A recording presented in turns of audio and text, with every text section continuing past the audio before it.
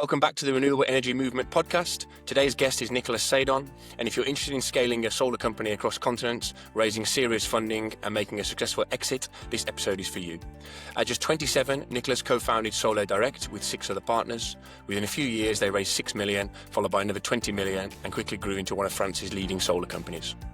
Nicolas led their expansion into Latin America, developing projects in Chile, Brazil, Mexico, Peru, you name it. And eventually Solairedirect was acquired by ENGIE. Now Nicolas invests in renewable companies across Europe, using his experience to help them scale. In this episode, we talk about building a leading solar company in a market that barely existed, what makes LATAM expansion succeed or fail, where AI fits into project development, and why taking a leap of faith is so important in being successful.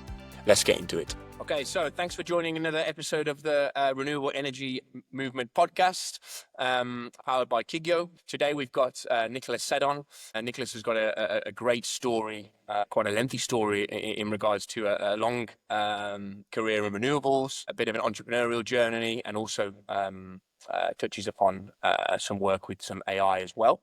But yeah, maybe Nicolas, you can introduce yourself a little bit better than I've just done. Okay, sure. Thank you, Tom. Well, hi, my name is Nicolas. I'm living in the south of France, and I've spent, let's say, the last 20 years involved in the renewable energy world. I co-founded Solairedirect, which was a solar company that became the leader in France before being acquired by ENGIE about 10 years ago. I mean, we created the company in 2005, and the company was bought out by ENGIE in 2015. So it was a, let's say, 10-year journey in the solar industry in France. And today I'm running a strategy and M&A advisory firm and work with the energy players across Europe, helping them to grow, to expand, and to make a smart decision in this very fast-moving market that is solar. Nice. And what about your actual kind of path or journey into renewables? I think you were initially working in kind of governmental and embassy roles. Is that right? Yes, absolutely. It should be true. My journey into renewables started in 2004. At that time, I was working for the French embassy in Mali in Africa. And we partnered with the European Union on a rural electrification program. And that was kind of a revelation for me, because I saw solar power reach off-grid communities, and people could light their homes or run a fridge without having access to electricity from the infrastructure. So it was quite a revelation, as I said. And then in 2005, I came back to Europe, to France, and that's the time when France introduced a feed-in tariff for solar. And that's also the moment when I team up with my 6 other partners, and that together we launched the Solairedirect, which was this solar IPP that I mentioned before. There was an incentive to try and use solar power to produce electricity in residential areas there. Is that right? Or Absolutely. You know, that the European Union is subsidizing African countries. So there was like rural electrification programs where the EU was sending funds to Mali and other countries to support the electrification of the rural communities. So that was my first contact with solar, which was really small-scale solar coupled with batteries and 100% subsidized at that time. And then you returned to France, and then Yeah, made connections with you said 6 partners, and created Solairedirect. Is that right? absolutely. If I came back to France, I worked for the local government of France in southern France, and that's where I met my future partners on a solar program that the local government was trying to push also in parallel to an experimental program called ITER, which is a 10 billion euro project that has been built in southern France to create an experimental fusion reactor. So I was working to support this program, and the local government wanted to generate some attractivity around this project, you know, and the nuclear fusion. The aim of this reactor is to reproduce the fusion reaction that are in the sun into a machine. And Okay. the local government wanted to support this solar PV program in parallel to this ITER project, to was a kind of mirror thing, always linked to the sun. What was the motivation for, or how did it come about that you started your own company? Because coming back and always working for the government, and same when you got back to France, it's quite a big step to then fund your own company. Yeah. Yeah, when I started Solairedirect, I think I was 27 years old. Many young people have dreams of launching a startup that could make an impact. So that's how, when the opportunity came, I said, okay, let's jump, let's see what goes on. And I mean, of course, I mean, cash was always an issue because we started the company, we had no cash. So in 6 months, we needed to raise some funds. So we raised about 6 million euros in 2006. That's allowed us to start the business of the company. Then we raised again another 20 millions 2 years later. And from there, we managed to run the company for quite some years until we were bought by ENGIE. But finance has always been key, especially I mean, in solar. As soon as you talk about infrastructures, you need cash to finance your growth, to finance the projects.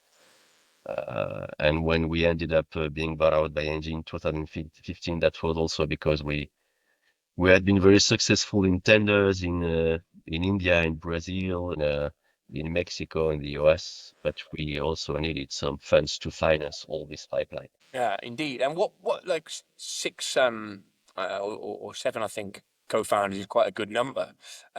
What was your role kind of in the company or in the development of the company? Well, when we started the company, I was in charge of the project development in France, shaping the process of the authorization, what was needed, which is the development process, which development process is applicable to solar because it did not exist in 2005.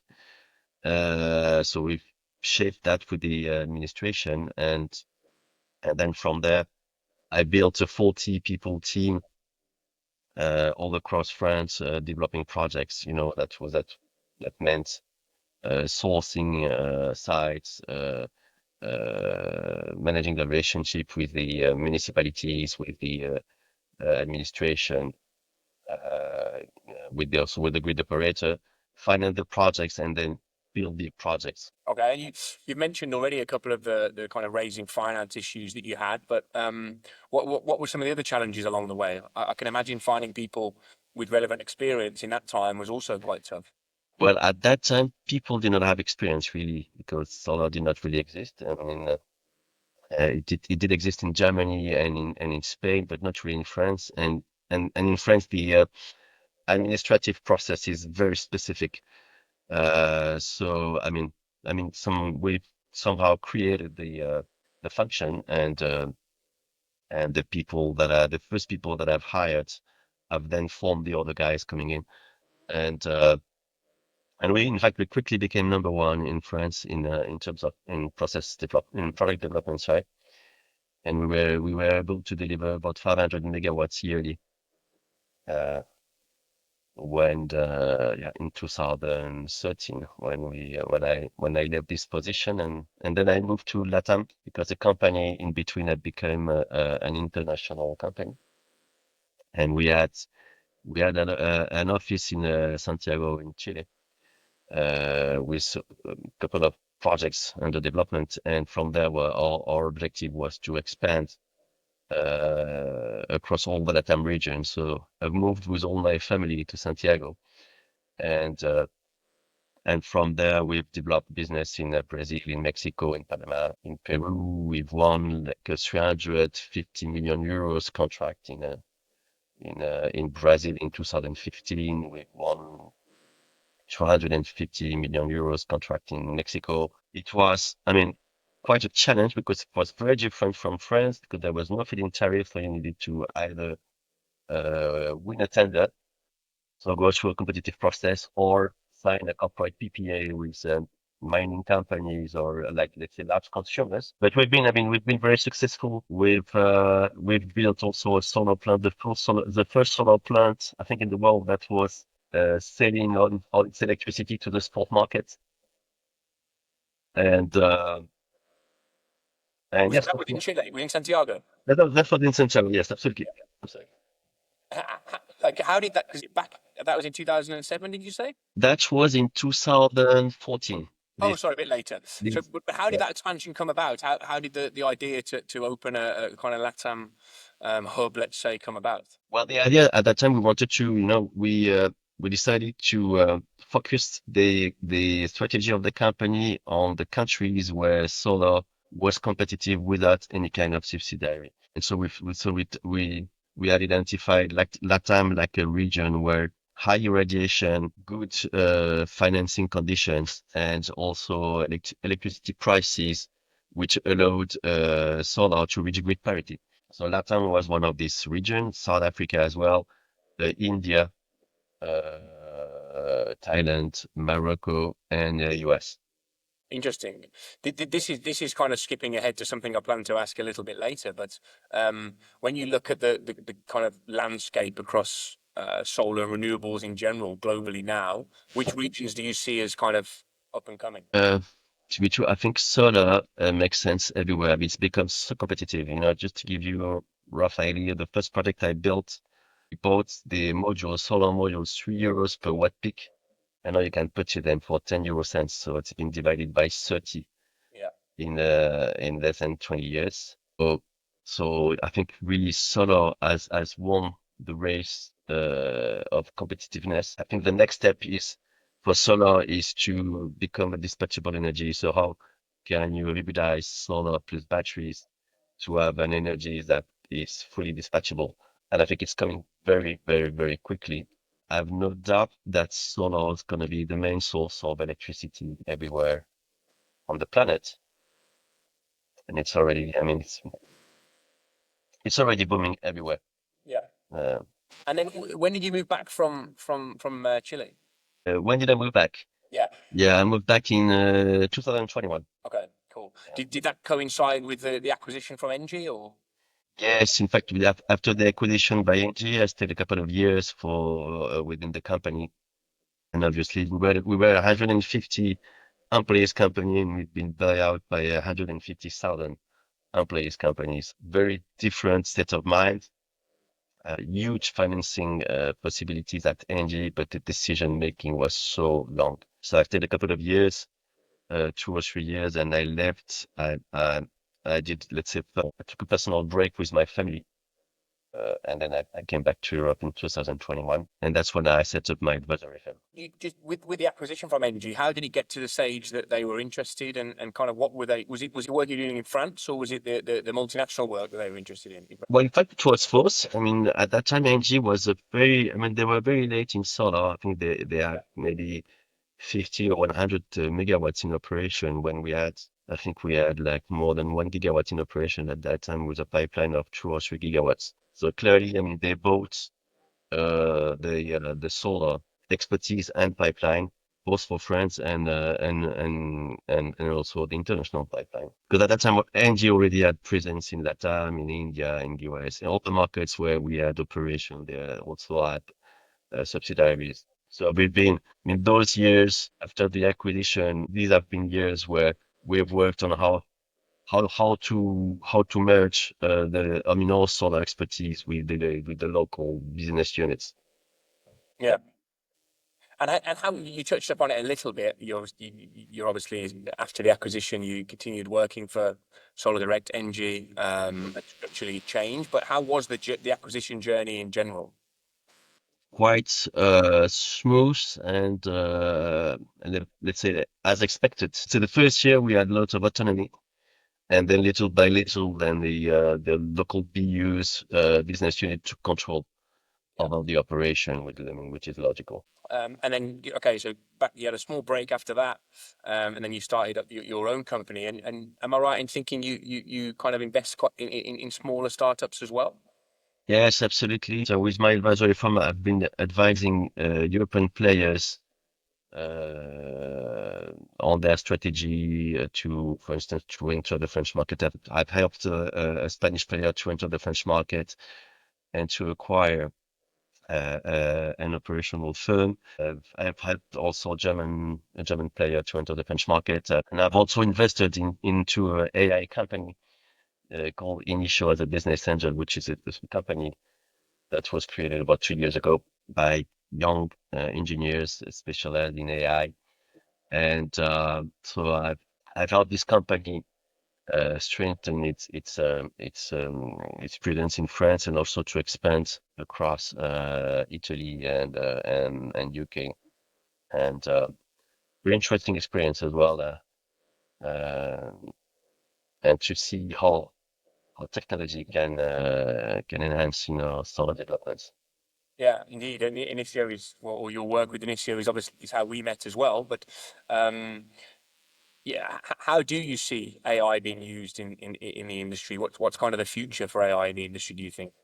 Well, I think like most of AI businesses, it can accelerate a lot of things. I mean, things that might take months of human work can be done in a couple of seconds. But you will still, I mean, you still need the human. I mean, when you talk about projects, when you're talking about renting the land of a farmer, the AI can't do anything. You need to go and sit down, discuss, build the trust. Uh, Same way with the municipalities, if you need to, I mean, the AI will never talk to the local council. So this is really human work. So I think when you talk about projects, human is really at the core of the business, and the AI is it's a game changer because it makes you win a lot of time, but it won't replace the human work on that. Yeah, and that particularly in this industry, that human work that you describe, it's so it needs to be so local, right? So you need to have your kind of experts on the ground in the native language in whichever market you're operating in. And And you're building infrastructure, so you're building something that's gonna last for 40, 50 more years. You become, I mean, as a PV product becomes part of the landscape. So you need really you need to yeah to build the roots that will make your product flow. yeah, so if you've got someone your experience with Initio is obviously very different to what you've done previously, and what you're doing now as well. Um, as a service or as an AI product Yes. for an EPC in particular, how can you make yourself successful in what is such a competitive space? Well, I think AI is going to be the rule anyway. I mean, you can see it every day with ChatGPT or also it's really a revolution. So everybody is using it. So the question is not whether AI is gonna be used or not. The question is more how can you leverage on that and what value you can create out of that and where you should focus your the value that you create, where you should focus your efforts. Um, so when it comes to land origination, like what Initial is doing, it's interesting because the AI can really target the best places where to build PV assets. But then you need to send people on site to negotiate the land, the agreements on the land. And this is and the yeah, this has a lot of value. And this is where the AI stops. It's not really Initial is not really a full digital company. It's a hybrid between digital and human work. Yeah, I heard this completely unrelated. I heard on a podcast recently. I think somebody used the expression that AI should stop where human influence begins, Uh-huh. and I found it quite poignant because everyone, like you say, in day-to-day work with ChatGPT or whatever it is trying to replace certain aspects of the role or try to make things easier for them in any given role. Um, but it can't pick up the nuances when you might be negotiating with a landowner or, like you said previously, discussing potential a buyout with a farmer or something like that. So wherever the influence begins, you've almost AI will never replace that. Absolutely. And it's very interesting, especially when you have kids, because I've got kids that are going to go to university in a couple of years, and as a father, it's very difficult to advise your kids where should you focus. Should you use the ChatGPT, for instance, for your homework or not? Should you learn writing or should you let the AI write for you? I don't know what the answer, but what is clear that, many tasks that we used to do can be done so easily and so quickly. So is it really worth focusing a lot of energy on doing something that was maybe nothing today? I think I mean, what's has a lot of value for humans today is the capacity to drive the AI, to build the trust, and to interact with them. Human people are social animals, so that's why the AI will never be able to do anything. So that's where probably we should focus. All the kids should focus their efforts. Yeah, agreed. And I think you could argue that that's always been the case, right? And when I say that, I mean the best. Take lawyers, for example. The best lawyers are probably the ones that are able to influence and negotiate and almost sell more than others. And that's almost the same in every industry. So even with AI, it's just how you can use that to supplement the skills that you've built yourself anyway. Absolutely. Yeah, so, and yeah, as you said, in with contracts, at the end of the day, you sign a lot of contracts with your clients, but when you have a problem, you don't really apply the contract. You just meet and try to solve it. Exactly. Yeah. I mean, I I try and keep my contracts as short as physically possible because the lion's share, the majority of what's in there is it never gets applied anyway. So, yeah, spot on. So, Nick, just going back to your like current focus now, then, um, yeah, what does that look like? What are you doing at the moment? Well, um, as I told you, I'm working for European players. I see the market is moving so quickly, especially when I came back to Europe in 2021. There was this huge renewable wave. So I've supported European players in projects and corporate acquisitions. What I I think there is a new frontier now that which is coming, and I believe the next decade in renewable won't be only about gigawatts, but probably also about better integration. And that for me, that means hybridation of renewable and batteries, local benefit sharing, and probably more more profit sharing or more in integration of the local communities and municipalities. I really see, let's say, convergence between infrastructure, social innovation, and also finance. Yeah, and is that would your focus be? You mentioned a little bit before that you've helped companies enter the markets in France. Is that still your focus, or is it a little bit more European wide? Yeah, it's on both sides. I'm helping people, companies to come to business in France. I'm also helping French companies to expand over other countries. As a French person, I've got a strong expertise in France, so I can really support quite easily, and I know very well the players. What I can also see as the trend, I think that we've been focusing in the last years in very large scale projects. I'm not 100% sure of the future because I can see a lot of, especially in France, I can see a lot of let's say uh, opposition to those big projects. Maybe smaller projects designed at the size of a municipality make more sense today, especially in France. 1 or 2 megawatt projects where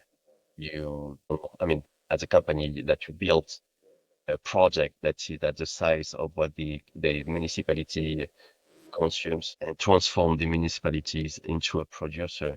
So not only a consumer of electricity, but also a producer. So build the asset, operate it for the benefits for the benefit of the municipality. Interesting. I think, yeah, kind of solar, municipal solar. I can see this trend coming in France with auto consumption schemes.